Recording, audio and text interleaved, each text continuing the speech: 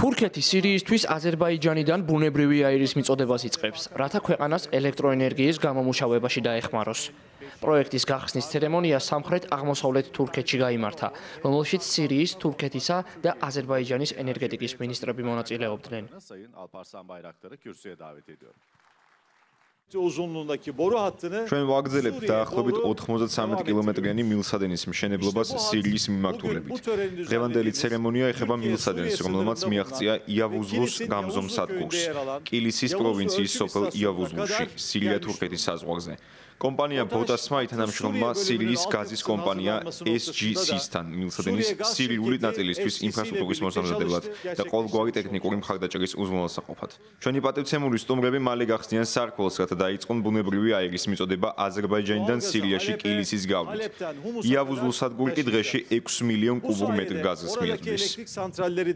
მილსადენი ამჟამად კილისის პროვინციაში, თურქეთ-სირიის საზღვარზე, იავუზლუს გამზომ სადგურამდე ამისული და დღეში 6 მილიონ კუბურ მეტრ ბუნებრივ აირს აწვდის აზერბაიჯანს.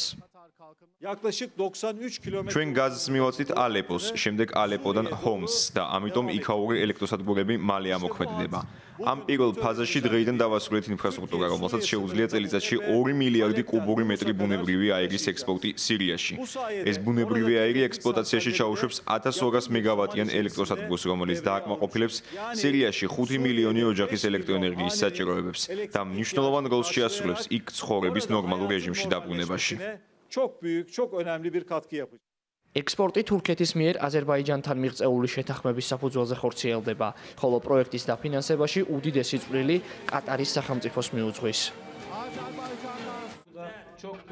ჩვენ სიამაყით ვდგავართ სირიისა და თურქეთის დამაკავშირებელი რეგიონული ბუნებრივი აირის მილსადენის გახსნის ცერემონიაზე, რომელიც საშუალებას მოგცემს ჩვენი რეგიონული მოკავშირეების კოორდინაციისა და თანამშრომლობის წყალობით 6 მილიონი კუბური მეტრი ბუნებრივი აირი მივიღოთ.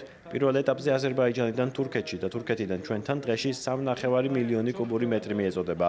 რა თქმა უნდა, ჩვენი ძმების დახმარებითა და მხარდაჭერით ყატარიდან.